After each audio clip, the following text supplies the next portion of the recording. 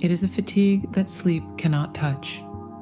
You wake up after 8 hours, yet you feel heavy, anchored, as if you spent the entire night lifting weights in your dreams. You are not just tired, you are depleted. You are a high-functioning woman. You are intelligent. You have walked the spiritual path for years. You understand the universe. You understand the shadow, and you understand love. And yet, you feel like a battery that refuses to hold a charge. You check your blood work. It's normal. You check your diet. It's clean. So, why do you feel like you are hemorrhaging life force? Here is the truth that the medical books won't tell you, but your soul already knows. You aren't tired because you are getting older. And you aren't tired because you are working too hard at your job. You are tired because you are currently energetically powering 2 lives, yours and his. You are sending a constant stream of high voltage energy to a person who is not in the room. You are feeding a ghost.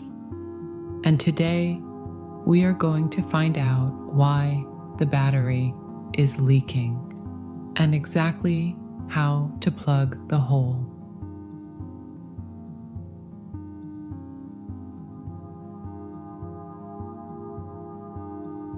There is a specific kind of tired.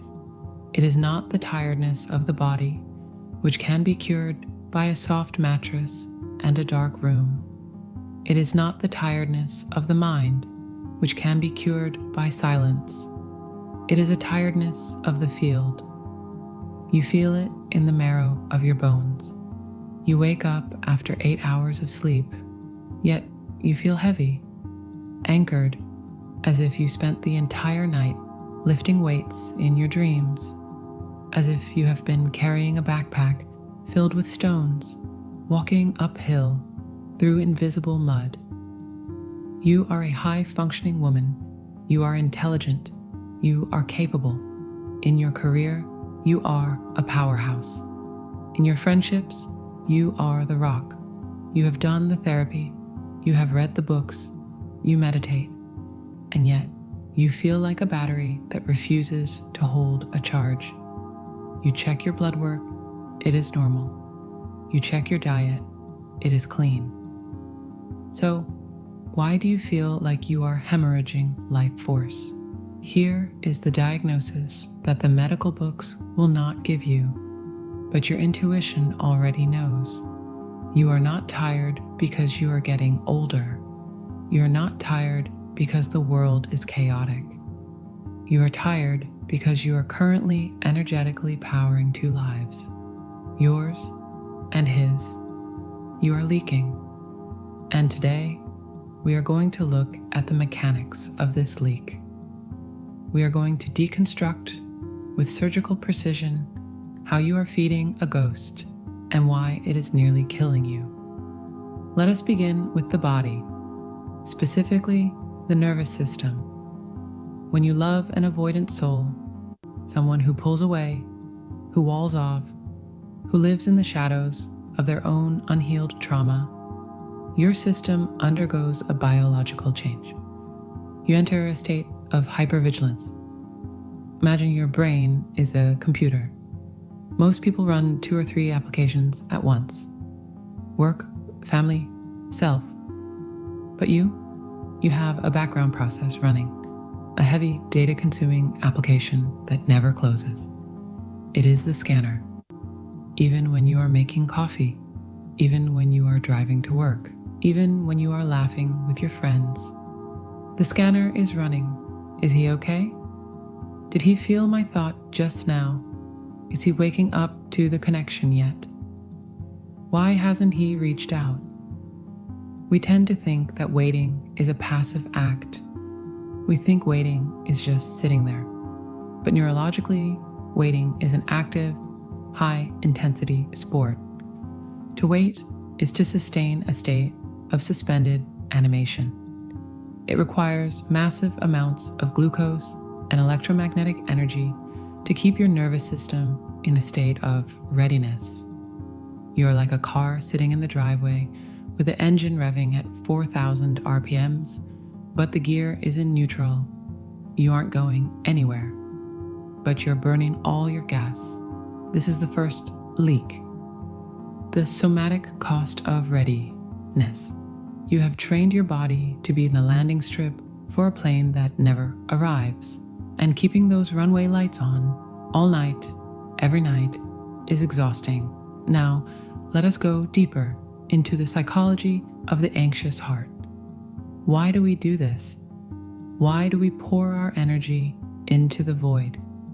Often, high-functioning, spiritually attuned women fall into a trap called over-functioning, because the unawakened counterpart, the one you love, is under-functioning emotionally.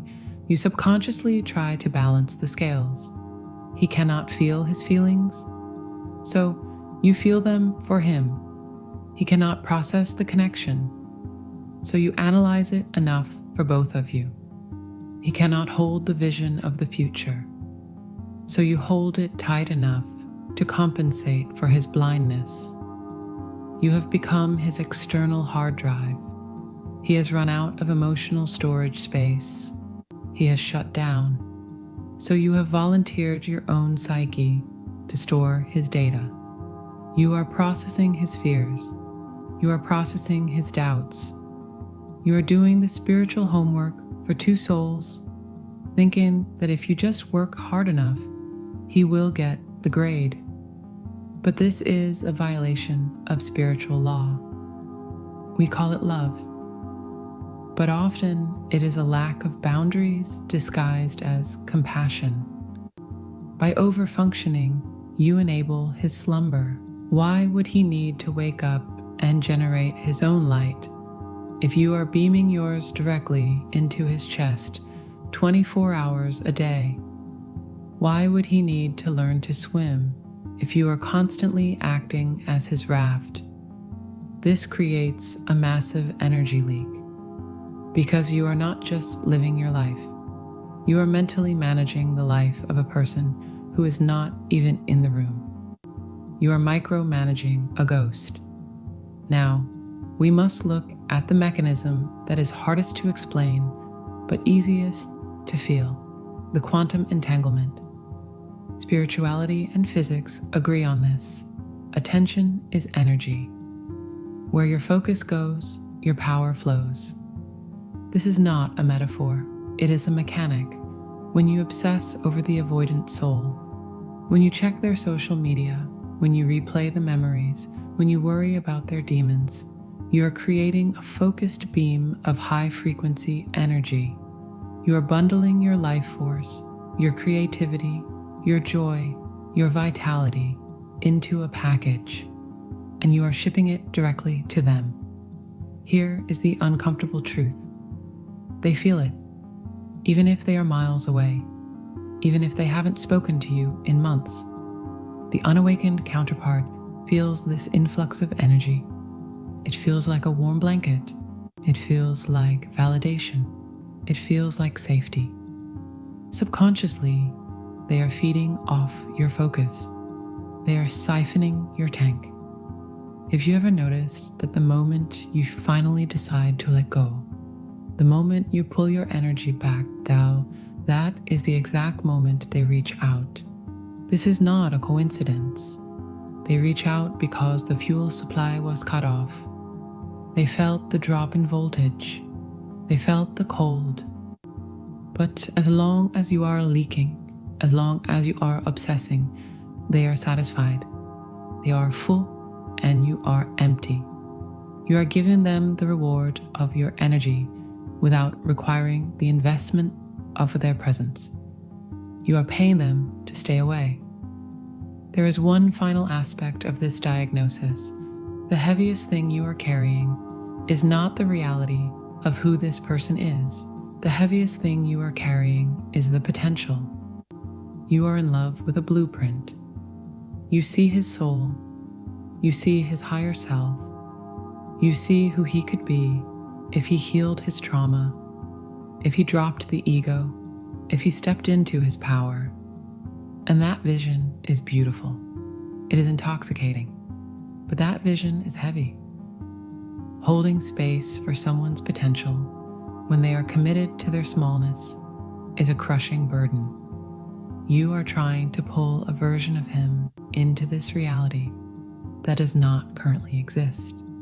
You are arguing with reality, and as Byron Katie says, when you argue with reality, you lose. But only 100% of the time, the leak comes from the dissonance, the gap between who he is and who you want him to be. Your energy falls into that gap and disappears. You are exhausting yourself trying to build a bridge to a place that he is not inhabiting. So, this is where we stand. You are hyper-vigilant. You are over-functioning. You are beaming your life force to a ghost. And you are carrying the heavy weight of a potential that is not yours to actualize. Is it any wonder you are tired? But hearing this, seeing the mechanism clearly, is the first step to stopping the machine. You cannot fix a leak you do not see. Now you see it. Gravity requires mass. To be magnetic, you must be solid. You must be full. It is time to stop being the river that flows outward to a desert that cannot sustain life. It is time to become the reservoir. Your energy is your currency. It is the ink with which you write your reality.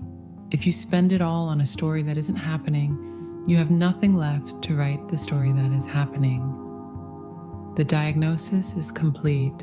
The leak is identified. Now the real work begins, not of fixing him, but of sealing the vessel of you.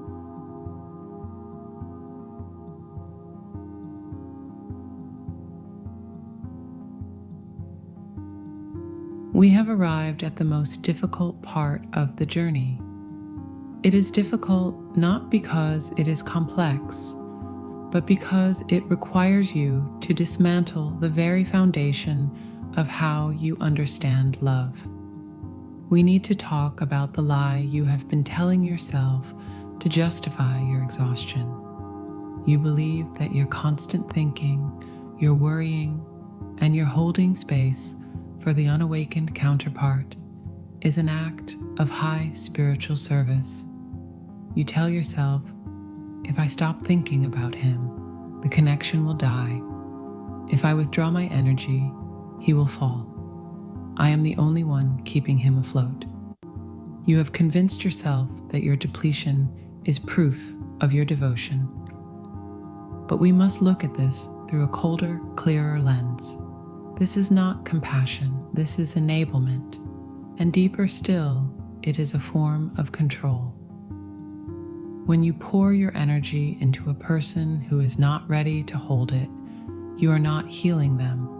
You are insulating them from the consequences of their own sleep.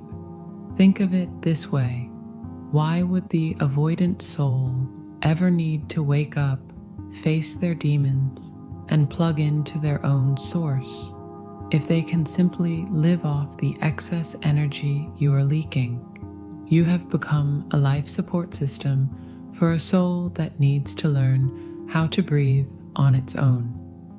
By refusing to withdraw, you are interfering with their karmic curriculum. You are stealing the weight of their own life from them. And in the spiritual realm, that is not an act of charity. It is a theft. Let us change the metaphor to understand the true nature of your role. You have been acting like a lifeguard, swimming frantically into the storm, trying to keep a boat from capsizing. You are swallowing water. You are freezing. You are exhausted. And the boat is still drifting. The paradigm shift is this. You are not the lifeguard. You are the lighthouse. Consider the physics of a lighthouse. The lighthouse does not run into the ocean to save the ships. The lighthouse does not scream at the wind. The lighthouse does not pace back and forth on the shore, worrying if the captain can see the light. The lighthouse does one thing. It stands on the rock. It is immovable. It tends to its own lamp. It keeps its own glass clean. It rotates on its own axis, regardless of the weather. If the ship is lost, the lighthouse does not move the coastline to meet the ship. That would be a disaster. That would cause a shipwreck. The lighthouse stays put. It creates a reference point of absolute stability. Right now, you are a lighthouse that has uprooted itself and jumped into the waves. You are bobbing up and down in the chaos, trying to be near him. And because you are moving, you offer no guidance. You offer no stability. You're just another piece of debris in his storm. To save the connection, you must be willing to stop saving him. You must return to the rock. You must become stationary. This feels like abandonment to the anxious heart, but it is actually the only way to become visible. A moving light is just a distraction. A standing light is a guide. We must also speak of attraction, not in the romantic sense, but in the physical Newtonian sense. Gravity requires mass.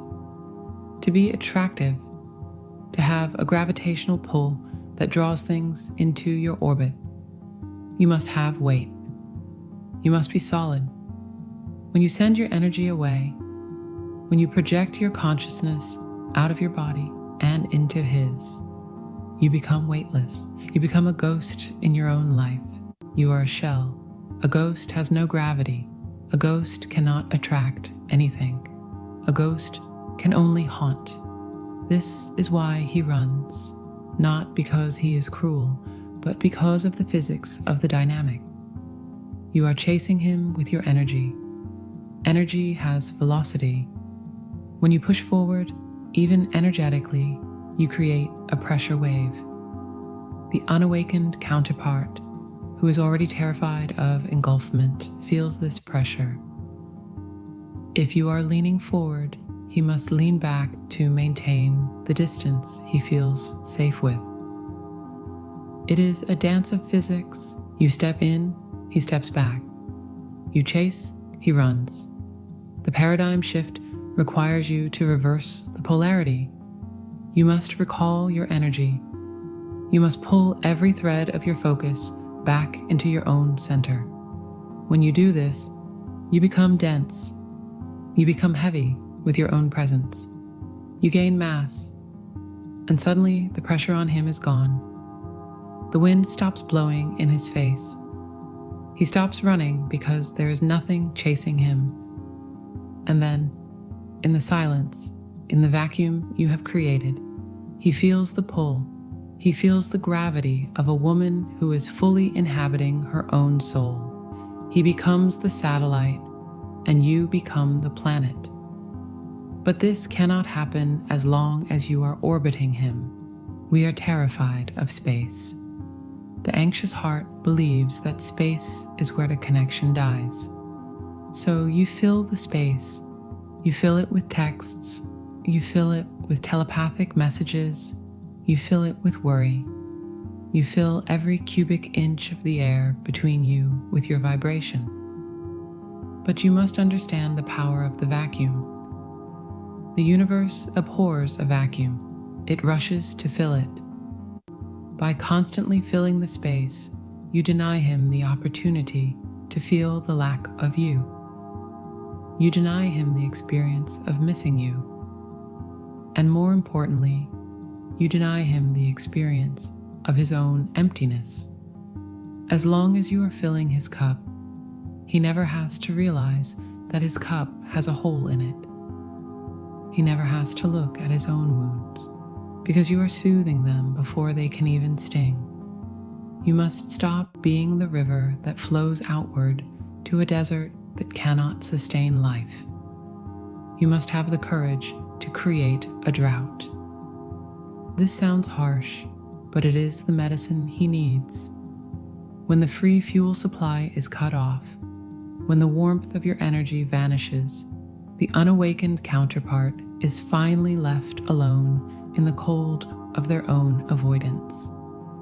They are forced to confront the temperature of their own soul. They are forced to realize that they are hungry. It is only in this silence, in this withdrawal of your energy, that they can hear the voice of their own intuition. You have been so loud, energetically, that they have not needed to listen to themselves. You must go quiet so they can hear their own heartbeat.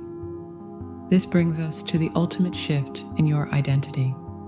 You are moving from being the river to being the container. The river is beautiful, but it drains. It flows downhill. It empties itself into the sea and loses its name. You have been the river. You have been flow, movement, giving, pouring. The container is different. The container receives. The container holds. The container has boundaries. The Holy Grail is not a fountain, it is a cup. Your spiritual task is to seal your vessel. You must treat your energy not as an infinite resource to be squandered, but as a sacred substance that belongs to you. You are the guardian of this substance. When you stop leaking, the level of the liquid rises within you.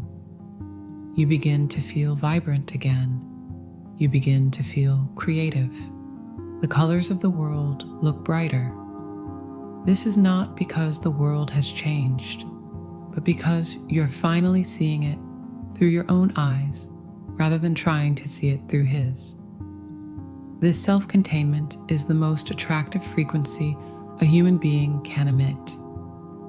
It signals to the universe and to him that you are whole. You're not looking for a half to complete you.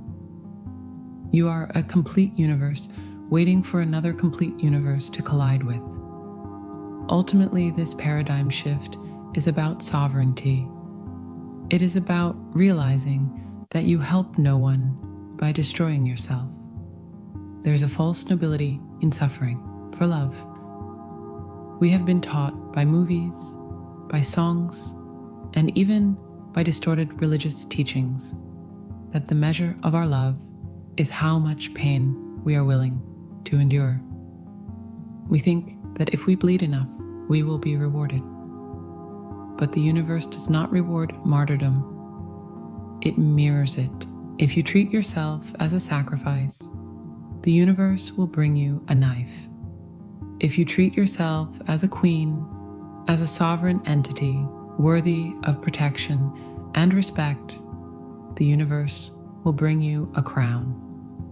And more importantly, it will require anyone who approaches you to rise to that level of royalty. By reclaiming your energy, you are setting a new standard. You are saying implicitly, I am no longer available for a half-life.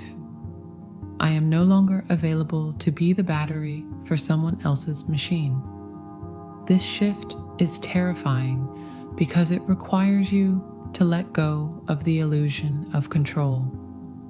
You have to accept that if you stop holding it all together, it might fall apart. And you have to be willing to let it fall apart. Because if a connection can only survive by you cannibalizing your own life force to feed it, then it is not a connection worth saving. It is a parasite, and you are the host. True love is not parasitic. It is symbiotic. It is two suns shining, not a sun feeding a black hole. So the aha moment is this. Your withdrawal is not an act of war. It is an act of peace. You are declaring peace with yourself. You are laying down the heavy burden of trying to manage the spiritual evolution of another human being. You are giving that burden back to the only person who can carry it, him. And in doing so, you are finally, truly free to love. Not from a place of need, not from a place of depletion, but from a place of overflow.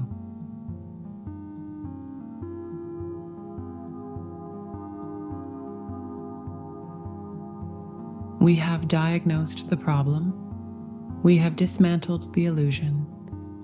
We have accepted the hard truth that you are powering a ghost, and that your exhaustion is the price of that phantom connection. But understanding the mechanism is not enough. You can understand exactly how a house is built, but that does not mean you have a roof over your head. Philosophy must become practice. Insight must become integration. How do you actually stop the leak? How do you live this new reality on a Tuesday afternoon when you are lonely, when the phone is silent, and when your heart is screaming to reach out? We are going to move from the abstract to the concrete. We are going to build a protocol, a set of internal walls and gates that you can construct today to seal your energy field. This is not about positive thinking. This is about behavioral engineering. First, we must understand the nature of the leak itself. It is rarely a tsunami. It is a drip. It happens in the micro moments. You see a car that looks like his. You hear a song that was playing in the background of a specific memory. You see a date on the calendar. In that split second, your consciousness leaves your body. It travels across time and space to locate him. You wonder what he is doing. You wonder if he remembers the song. You check his energy. You calculate his mood. You have just spent a coin from your energy bank. One coin does not matter, but you are doing this 300 times a day. You are dying by 1,000 cuts. The first practice is the observer protocol. This is designed to arrest the microleak before it drains you. Most of us are completely identified with our thoughts. A thought arises, I miss him, and we immediately become the person missing him. We follow the thought down the rabbit hole. We create a story. We spiral. The observer protocol requires you to create a gap between the thinker and the thought. When the thought of him arises, you must catch it. You must treat it like a notification on a screen, not a command from a general. You see the thought. You acknowledge the image of him. But instead of engaging with it, you label it. You say to yourself, silently but firmly, I am visiting a ghost. This phrase is powerful. It reminds you that the version of him you are visiting does not exist in the present moment. It is a memory. It is a hologram. Then you must physically pivot. This is crucial. Anxiety lives in the mind. Reality lives in the body. Feel your feet on the floor. Wiggle your toes. Touch the fabric of your chair. Pull the camera of your mind back. Visualize yourself sliding back behind your own eyes. You are no longer out there searching for him. You are in here, inhabiting you. Do not judge yourself for having the thought. The brain is a habit machine. It will keep offering you the thought of him because that is the neural pathway you have worn down for years. Just observe it, label it, return to the body. Every time you do this, you sever a tiny thread of the entanglement. You are rewiring the brain to find safety in the self, rather than safety in the other. The second practice addresses the urge. You know the feeling. It starts in the chest or the solar plexus, a tightness, a heat. It is a physical craving to reach out, to send a text, to check his social media, to do something to bridge the gap. We often mistake this urge for intuition. We think, I feel such a strong pull to call him, it must be a sign from the universe. It is usually not a sign. It is a symptom. It is your nervous system seeking regulation. You are in a state of dysregulation or pain, and your brain has associated him with the relief of that pain. You are looking for a dopamine hit to soothe the cortisol spike. If you act on this urge, if you text, if you check, you're pouring gasoline on the fire. You reset the clock. You reinforce the neural loop that says, "He is the source of my comfort." Instead, we use somatic closure. When a wave of longing hits you, do not run from it and do not act on it. Freeze. Close your eyes. Place a hand on your heart and a hand on your belly. This creates a biofeedback loop. It tells the body, "I am here. I am holding you." Visualize a heavy wool blanket.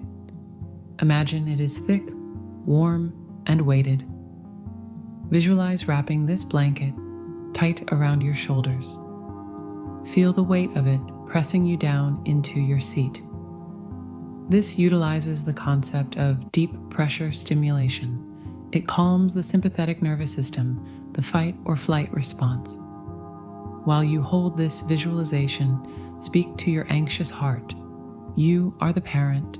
The heart is the child. Say to it, "I am here. I am the source of your safety. We do not need him to regulate us. We are safe right here." Breathe into the belly. Let the wave of anxiety crest and break. It will pass. It always passes. By doing this, you are teaching your body a new language. You are teaching it that you are the safe harbor. You are breaking the dependency. The final practice is the most metaphysical and perhaps the most potent. It is the ritual of the evening. We spend our days scattering our energy like seeds in the wind. We leave pieces of ourselves in conversations, in worries, in regrets, and especially in the energetic field of the avoidant soul. If you go to sleep in this fragmented state, you will wake up depleted. We must perform a collection. We must balance the books before we sleep. We call this the golden recall. Do this in bed right before you drift off. Lie on your back, close your eyes, visualize your day. Seize moments where you worried about him. See the moments where you felt small. See the energy you sent out to him, imagining it as a stream of golden dust or liquid light. See how far it has traveled. It is scattered across the city, across the miles, hovering in his house, stuck in the past. Visualize that golden dust stopping in midair. It hangs there for a moment, suspended. Then, with a deep inhalation, command it back. See the gold rushing back towards you from all directions. It flies across the miles. It pulls out of his energy field. It pulls out of the memories. It streams back into your room.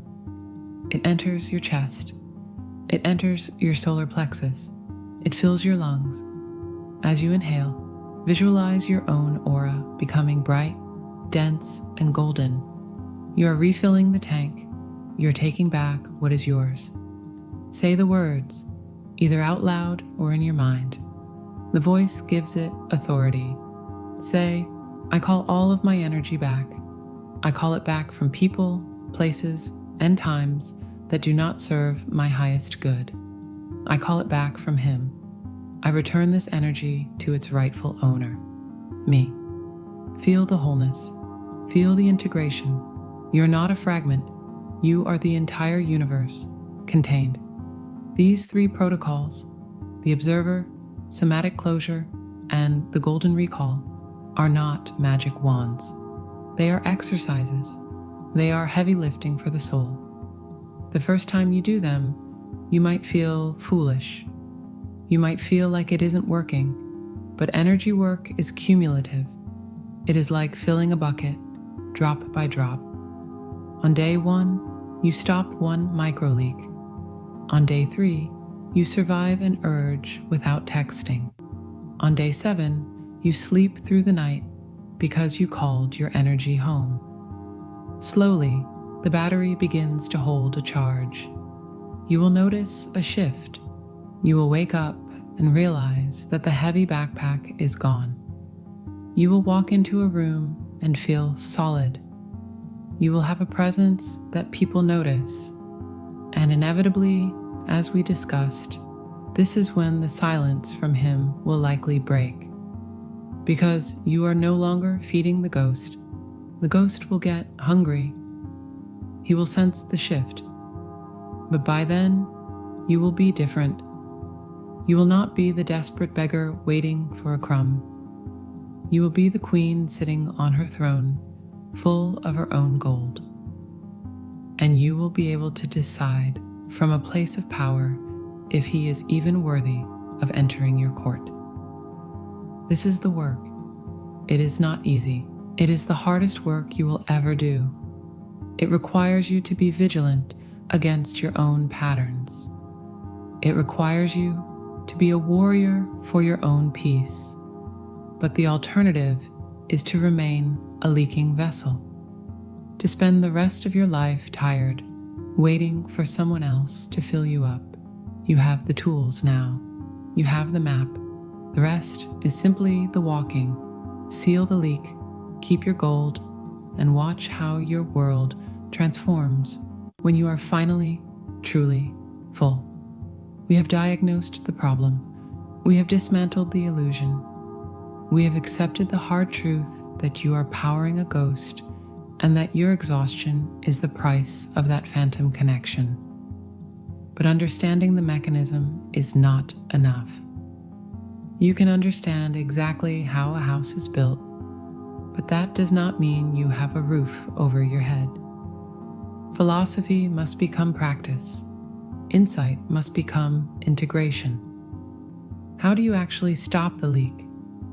How do you live this new reality on a Tuesday afternoon when you are lonely, when the phone is silent, and when your heart is screaming to reach out? We are going to move from the abstract to the concrete. We are going to build a protocol, a set of internal walls and gates that you can construct today to seal your energy field. This is not about positive thinking. This is about behavioral engineering. First, we must understand the nature of the leak itself. It is rarely a tsunami. It is a drip. It happens in the micro moments. You see a car that looks like his. You hear a song that was playing in the background of a specific memory. You see a date on the calendar. In that split second, your consciousness leaves your body. It travels across time and space to locate him. You wonder what he is doing. You wonder if he remembers the song. You check his energy. You calculate his mood. You have just spent a coin from your energy bank. One coin does not matter, but you are doing this 300 times a day. You are dying by 1,000 cuts. The first practice is the observer protocol. This is designed to arrest the micro leak before it drains you. Most of us are completely identified with our thoughts. A thought arises, I miss him, and we immediately become the person missing him. We follow the thought down the rabbit hole. We create a story. We spiral.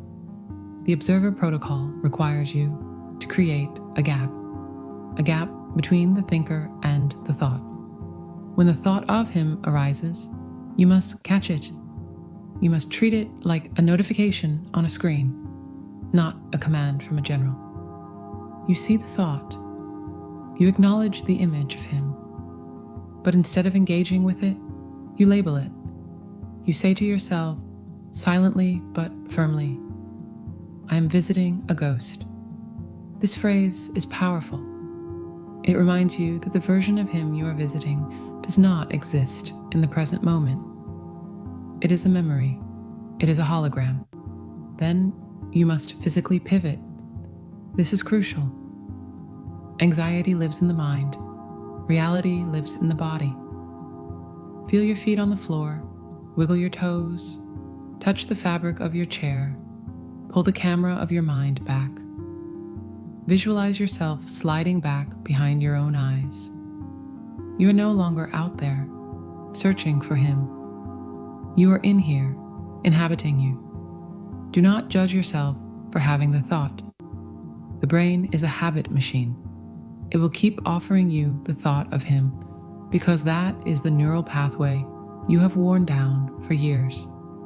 Just observe it, label it, return to the body. Every time you do this, you sever a tiny thread of the entanglement. You are rewiring the brain to find safety in the self rather than safety in the other. The second practice addresses the urge. You know the feeling. It starts in the chest or the solar plexus, a tightness, a heat. It is a physical craving to reach out, to send a text, to check his social media, to do something to bridge the gap. We often mistake this urge for intuition. We think, I feel such a strong pull to call him. It must be a sign from the universe. It is usually not a sign. It is a symptom. It is your nervous system seeking regulation. You are in a state of dysregulation or pain, and your brain has associated him with the relief of that pain. You are looking for a dopamine hit to soothe the cortisol spike. If you act on this urge, if you text, if you check, you are pouring gasoline on the fire. You reset the clock. You reinforce the neural loop that says, he is the source of my comfort. Instead, we use somatic closure. When the wave of longing hits you, do not run from it, and do not act on it. Freeze. Close your eyes. Place a hand on your heart and a hand on your belly. This creates a biofeedback loop. It tells the body, I am here. I am holding you. Visualize a heavy wool blanket. Imagine it is thick, warm, and weighted. Visualize wrapping this blanket tight around your shoulders. Feel the weight of it pressing you down into your seat. This utilizes the concept of deep pressure stimulation. It calms the sympathetic nervous system, the fight or flight response.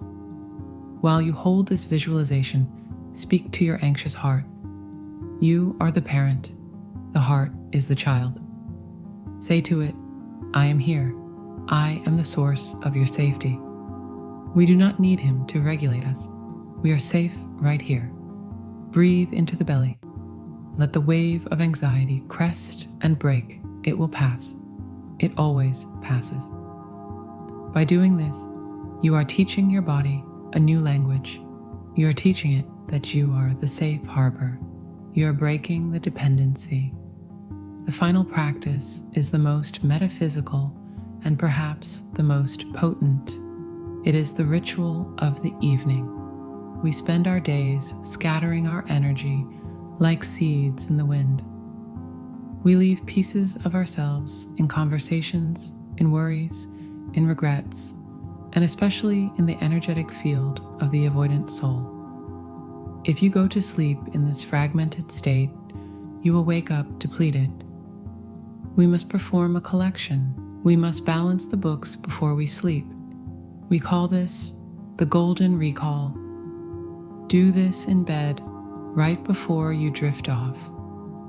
Lie on your back, close your eyes, visualize your day. See the moments where you worried about him. See the moments where you felt small. See the energy you sent out to him, imagining it as a stream of golden dust or liquid light. See how far it has traveled. It is scattered across the city, across the miles, hovering in his house, stuck in the past. Now, reverse the film. Visualize that golden dust stopping in mid-air. It hangs there for a moment, suspended. Then, with a deep inhalation, command it back. See the gold rushing back toward you from all directions. It flies across the miles. It pulls out of his energy field. It pulls out of the memories. It streams back into your room. It enters your chest. It enters your solar plexus. It fills your lungs. As you inhale, visualize your own aura becoming bright, dense, and golden. You are refilling the tank. You are taking back what is yours. Say the words, either out loud or in your mind. The voice gives it authority. Say, I call all of my energy back. I call it back from people, places, and times that do not serve my highest good. I call it back from him. I return this energy to its rightful owner, me. Feel the wholeness. Feel the integration. You are not a fragment. You are the entire universe contained. These 3 protocols, the observer, somatic closure, and the golden recall, are not magic wands. They are exercises. They are heavy lifting for the soul. The first time you do them, you might feel foolish. You might feel like it isn't working, but energy work is cumulative. It is like filling a bucket, drop by drop. On day 1, you stop 1 micro leak. On day 3, you survive an urge without texting. On day 7, you sleep through the night because you called your energy home. Slowly, the battery begins to hold a charge. You will notice a shift. You will wake up and realize that the heavy backpack is gone. You will walk into a room and feel solid. You will have a presence that people notice. And inevitably, as we discussed, this is when the silence from him will likely break. Because you are no longer feeding the ghost will get hungry. He will sense the shift, but by then, you will be different. You will not be the desperate beggar waiting for a crumb. You will be the queen sitting on her throne, full of her own gold. And you will be able to decide from a place of power if he is even worthy of entering your court. This is the work. It is not easy. It is the hardest work you will ever do. It requires you to be vigilant against your own patterns. It requires you to be a warrior for your own peace. But the alternative is to remain a leaking vessel, to spend the rest of your life tired, waiting for someone else to fill you up. You have the tools now. You have the map. The rest is simply the walking. Seal the leak. Keep your gold. And watch how your world transforms when you are finally, truly full.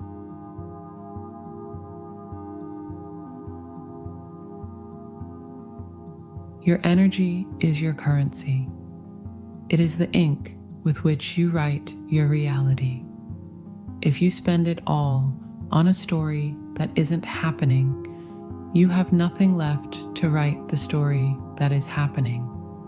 The greatest act of love you can offer the avoidant soul is to show them what a fully integrated, powered up human looks like. You cannot do that if you are empty. Stop leaking. Seal the vessel. Let the overflow be for you. If this message found you at the right time and you are ready to reclaim your sovereignty, let me know in the comments by writing, I am calling my energy back. Walk in power.